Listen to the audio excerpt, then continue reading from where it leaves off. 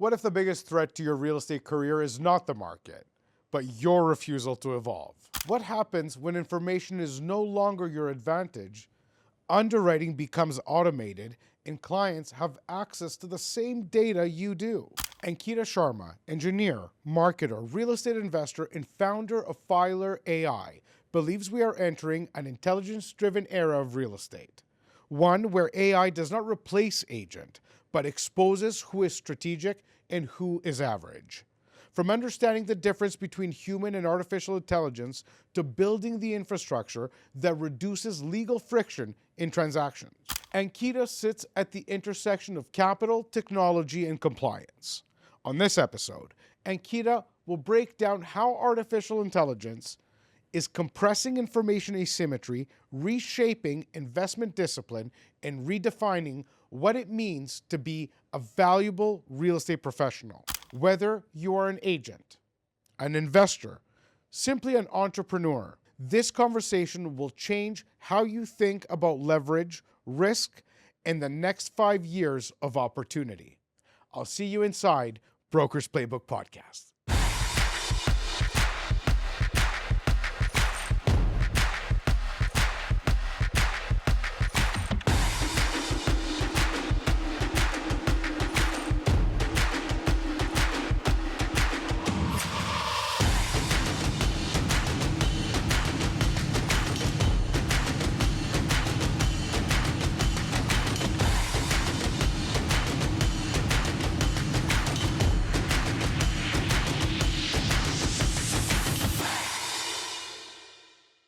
Ankita, once again, thank you for joining me. It is a pleasure to have you. And I'm going to start today with letting the audience and warning the audience that I'm going to keep today very structured. I'm not one to have cards on me or a deck on me very often, but because we're diving into a topic that I know I, as a fact, would go into mad tangents. We're talking about AI today, and my guest is at the very forefront of that world. So my whole team has prepared me and prepared for me specific questions that we believe are going to truly delight our audience and, of course, provide the insight that they seek out of Broker's Playbook. So again, thank you for being here. We appreciate you, and welcome to Broker's Playbook. Thank you so much, Simeon. I'm so excited. I can't even tell you. There's so much to catch up on. There's a The lot to world catch has up on. changed. The world has changed, all right. And as we get into that, I want to really warm everyone up with understanding who you are and what has inspired you to make such a change in everything that you touch, because you bring your own unique set of skills and insight into everything. And you have a background in engineering and marketing, as well as real estate investing. And Broker's Playbook, as me being the lover of real estate and everything real estate, that's where I have my deepest questions. But what inspired your move into the artificial intelligence space? And when did you realize that AI is not a trend, but it's here to change the world? It's already changed the world, and we haven't even started. Tell me a little bit about your background and kind of what got you here to begin with. There's so much to unpack. Let's go. Let's get started. So I'm driven by intuition. I studied engineering. It didn't feel right. I went to work at a marketing agency, and I noticed that marketing agencies, the client I was working on, we were doing print ads. In the first meeting, I was an intern. In the first meeting, I asked, okay, how do we measure this as working or not? Imagine this is an engineer in the room asking marketers, how do we know this is working or not? In engineering, input has to match the output. The room went silent for two reasons. One is they don't know why agencies care about the output. They made their money. Second is they don't know how to. When you're putting your ad in the newspaper, the results are going to come back a month or two later, and sometimes the agency has changed. They don't care. So they are not in the habit of that. Like, this doesn't work. I need to find a place where it is intellectually makes sense to me. I went to work at a digital marketing agency after ejecting to So retail. you wanted a way to measure your own work's output. Yeah, it is my intuition. I'm led by intuition. If I'm blinded by not knowing if it's working or not, how do I train myself? How do I know if I'm doing well or not? That paid off. So going into digital agency paid off. For 10 years, I built a career in agencies, built marketing teams for unicorn companies. Uh, 2019, I was a speaker at a conference where I said, and the trends I noticed was that people were using more conversations-based searches. Instead of typing keywords, they are using longer tail keywords in Google searches. And then I And predicted this is voice? this is voice. Um, and these Google Home devices were going to households and people's search behavior was changing. And then I predicted that in the next, because the voice is becoming more of a primary medium of how we communicate and how we communicate with the internet, in the next 5 years, voice would become our first medium for communicating on the internet. So I predicted podcast, that content will be produced on podcast. And that turned out to be right. In 2022, when I left the corporate career behind, March or April when we launched Filer, December is when ChatGPT came out, Perplexity came out, and immediately I could see two trends. One is it replaced chat interface that we used to embed on the website, the knowledge base that, hey, how can I help you? And that chat interface was so bad that in 99% of the scenario, it was not helping the client. So you're anyways having to read out the client through customer service, which was painful. So that was one trend I noticed, that this is really, really Sorry, strong. you're talking specifically about any given website, its chat feature Yeah. being AI powered. So the chat GPT gave you what's possible. It ingested all the internet knowledge and gave you what you asked for. The previous version of chats were not able to do that No. in a corporate knowledge base. So if you search for something, unless they have the specific document that answers that question, they would not even answer it. Got it. So ChatGPT did that, which made me realize that, one, customer support is going to change forever. Second thing that it changed in my mind is that your search engine is not going to be the same. People are not going to type on the internet to find things. Your SEO is dead. What is the world going to look like after this? And then after that, Claude came out in March, and then software development changed. So this was all being in the market, being at the forefront of these technology changes. And see, there's so much is changing so fast, and you cannot operate the business the way you used to operate. Something needs to change. I swear, Everything needs to change. I swear I know why my team gave me cards today, because I have so many questions and so many other things. Like, what is your favorite AI? Because you mentioned Claude, Perplexity, and ChatGPT, and I've used all three, and they're all so powerful in their own way. Did you try the Claude Cowork? It's Opus, the new model? insane. It is insane. Yeah. Sorry, I apologize. That will be the only tangent of the day, maybe thus far. Claude is Insane. something else. Yeah. I have The internet is building itself. Google, you said, you know what, I must take a second because you said something that's so important, especially to the real estate industry, and that is SEO. You mentioned SEO is dead. It's probably the 100th time that I've heard that. I'm not sure my brothers and sisters in the business have as many technical or technology discussions as I do, only because of the Broker's Playbook platform and the type of conversation that gives me quite often. And a lot of them have asked me, and the question is as such: if you go to ChatGPT right now and say, who's the best agent in Mississauga? Who should I live at 1767 Sir Anthony Street. Who is the best agent in my neighborhood? Who should I use?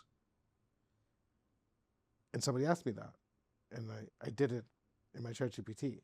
The only name that did not come up was mine, which is very interesting. Yeah. Which is very interesting. Tell me about SEO versus the new world SEO. This is fascinating. The way we ingest information, we are used to Google. We are used to Google Map. Google fed us for decades on how our behavior was trained on finding information. Now a go-to platform has become these chat-like interfaces, who knows a lot about us. Sometimes the information is contextually right, sometimes it isn't. Um, and earlier you were optimizing Google, and you know what? I'd say the wrapper has changed. The fundamentals are still the same. I need to find that information. That need exists. How you're going to deliver that information to me, that has changed. Certain in SEO we used to write schema to make that information more searchable. Even for a website now, you are using schema, but you are writing for ChatGPT. So your optimization now, you're not optimizing for Google. You're optimizing for ChatGPT or Perplexity. Is there a name for optimizing for AI? It is called AEO. AIEO, like it's optimization for artificial engine, like Yeah. yeah, cool. I mean, this is a world that's evolving. It is of great interest to service professionals, from lawyers to inspectors to mortgage brokers to real estate agents to contractors, everybody who depends on the local economy and has like as the value proposition is service, needs to understand how this new world's going to impact them. Going specifically we are in a down market. We're going to be in a down market for some time to come. During these times, contractor services and service professionals do see either solidified performance, stabilize, and or growth, depending on their ability to play with technology, to be at the top of the list, whether if you're a plumber and you're going to be on a referral site, whatever the case may be, you need to be tech friendly. And at this point, you need to be AI friendly in order to succeed. Is that something that you would resonate with? 100%. Before the podcast started, you asked me like, no, how's the market going? Like, this is Q1 is when real estate is slow. This is our time to build. When real estate gets busy, we don't have time to build. We can't test new You have to solutions. perform. We have to perform, and we have to make sure that products we have built, they are performing. They can't falter. So in Q1, we just put our head down and built amazing tools for agents, for brokers, for our clients, to make sure that when the peak season hits, spring and summer market hits, our products are ready. Excellent. Now, you operate at the intersection of technology and capital. You're in the AI building space. You're a PropTech owner yourself. How did your investing experience shape and or guide your approach to building in AI? Like, what from your experience did you draw upon to shape the way your AI tech module looks?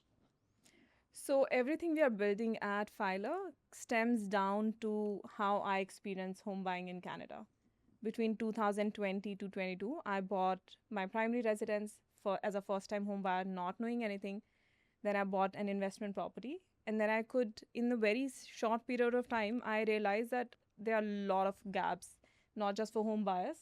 I understand home buyers are buying it for the first time; they don't know anything. But even when I was buying as a investor, there were a lot of gaps, especially how my agent was presenting the information. I'll give you two scenarios, like, from my first home Sure, buying experience that'd be and second great. home buying experience. In my first home buying experience, my closing was delayed. When I got my deed, it had my husband's name incorrectly typed. It went to the city, and my property taxes are still named incorrectly. My husband's name is still misspelled in those property taxes. So your typo in legal documents have a ripple effect, and I still see that, and it just makes me annoyed. Like, Well, it can also have consequences. it does have. So the second transaction had consequences. We bought a property, and we knew that the market is sensitive, and we want to make that decision fast. And we were relying on the agent to provide us the information. We asked for, like, what's the square footage, what's the basement legal or not. And then we assume that if he's providing us the information, that is correct. That laugh You know tells what they me. say about assuming. Yes, yes. I mean, Right? And it wasn't. And it was a $40,000 lack of information. yeah, easy. And then I realized that, I'm not going to buy another property unless I fix this. That's very interesting. And when you say, unless I fix this, tell me specifically then, from your experience, which was not a positive one, and from your brain, which is such a construction, ideation, and execution brain. Tell me what you did about it and what you solved for specifically. So there are certain pain points I had, which is, for example, like typo in a deed is unacceptable. No Where doubt is about the, it. where is that coming from? So we digitize intake. That no one should manually type someone's name, especially if you're ethnic. Most people can't remember a name. So when they're typing, they are either fat fingers or they're just misremembered. And they would type K instead of C and then something else. So we eliminated manual data entry for law clerks at law offices. Digitize intake, you're not manually entering, all the information gets sent to another system, which is creating your documents, and the information is fed automatically. Even when we are accepting your agreement of sale and purchase, we'll extract the information from the agreement so that even the home buyer doesn't have to do that. So it's the same name, travels from the beginning to the end, no scope of misinterpretation or typos. So that was the first problem we fixed. Second problem was access to information. So I'm going to just stop you at the first because people don't understand how widespread the misspelling of names is. That specific problem, the misspelling of names, is so widespread and so consequential. It sounds easy, but for me to put into context that everybody will be entertained with, I am Greek. I grew up in Greece. My brain has been molded, obviously, for Greek names. So me saying Papathanasiou is not difficult. But now, if I am a Chinese newcomer to Canada and I grew up with English as my second language, my brain is trained for Chinese names, and I have to write Papathanasiou. Not only am I going to Western characters to Western names, I'm going to Western characters that are meant to be in a different language, but they're in English. So you're making up what you believe theta would be, which in English is TH. Some people might make it an X. Some people might make it a different character. Now add Sri Lankan names. Now add Jewish names, Middle Eastern names. Add somebody from Norway, where you have 6 letters with not a single vowel anywhere to be seen. Good luck. So this isn't far-fetched or, oh, it's so dumb, like who can't spell a name? Many people struggle, and it's not because they're trying to offend you or it's just simply difficult. not in your nature. It is difficult. It is difficult. So that alone, the digitization of IDs, of image to text, solves for probably 99.9%. Now the impact is not just on the home buyer, but also on the regulators. For example, your property registration is going to the city for registration, right? Once you see that document, you would ask the city to mend it. City has to work twice. The law clerk, everyone has to work twice to fix it. There's a cost associated to it. Efficiency. Real estate efficiency. Real estate lawyers or everyone, they're not making a lot of money, but when they're making mistakes, they are spending twice the amount of time to make the same amount of money. That the math doesn't work.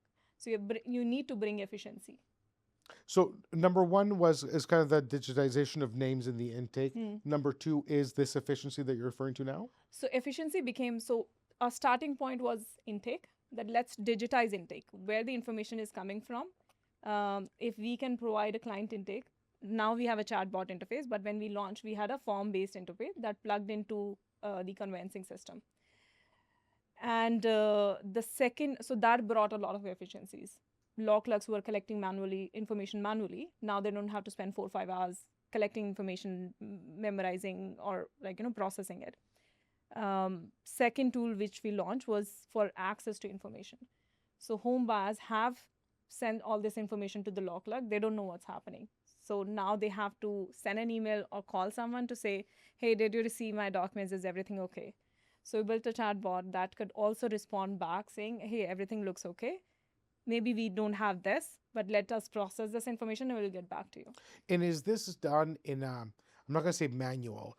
Up to now, processes like SOPs like this were done by, for example, email, meaning that it's a tracked conversation. There is tokenization where I send you an email. I know, but the system knows when you've read it. The system knows that you replied to me. Now AI can actually read the email contents and create a draft response, think Fixer, think so many different platforms. that do these types of things. Are you implementing that kind of technology into your practice? Think of a system which does not have emails. Okay, Why do we need emails? right. Why do you need 5 different ways of communicating with your lawyer? You are much smarter than me. You tell me. What You is don't. what You is don't. the way? So we built a closing platform, which is a pretty much like a 90% self-service platform. Your And this is Filer we're talking This about. is Philo we're Great. talking So I about. want to bring Filer into the conversation because it is your life's work. Hmm. Tell me a little bit about, so what does that look like? So we partner with real estate agents. Mhm. Real estate agents would send us an agreement of sale and purchase.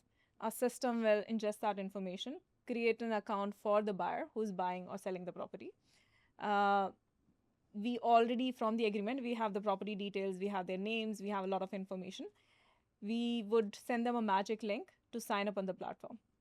This platform already has the information from the agreement. Whatever is not there, we will, in a chat or a conversation way, we'll ask for that information. Once that intake is complete, the file will move on to the next step. And on the right hand side, they can always see if it's a 10-step process, where they are on that step. So first is And intake. is this via app? This is a web dashboard. A web dashboard. So they get an email back saying, here's your magic link, Yeah. an email, classic Yeah. email. They click that thing and it activates a web-based portal. Yeah. Yeah. And now there's a chatbot. Now there's, got it, That is your virtual lawyer in your hands. got it. That is working 24/7 the for only you. email is the actual activation. Yeah. Got it. Yeah. Okay, well To that's, authenticate that this is the person buying it, and we need Gotcha. to associate them with someone, like credentials. yeah. So this platform becomes their interface for lawyers, and it works 24/7 on demand for home buyers and also for agents. And is there a real human behind it at any point? Right. So every document that is sent to us and is prepared is reviewed by a lawyer, licensed lawyer in the province. Excellent. And from of a scale and scope, are you licensed across Canada? Do you have lawyers on board across the entire country, some of the country? What does that look like? So we are in Ontario and Alberta, Mhm. and we'll be expanding to BC soon. BC, so that'll cover the three major markets. Are you planning on Quebec, or is that just too difficult? Like they say, Quebec has just such a different regulation. Is that something you're aiming for? We've heard, not sure, but what we are gathering is that Quebec is probably similar to BC. So we're gonna tackle BC first, and then see what learnings can we embed for the Quebec expansion. Well, I wish you the best of luck with that, because I have a lot of very, very good friends and very powerful agents in Quebec, and they would truly appreciate this type of technology entering the market. And they're extremely strong. Some of the best performers in the country are there.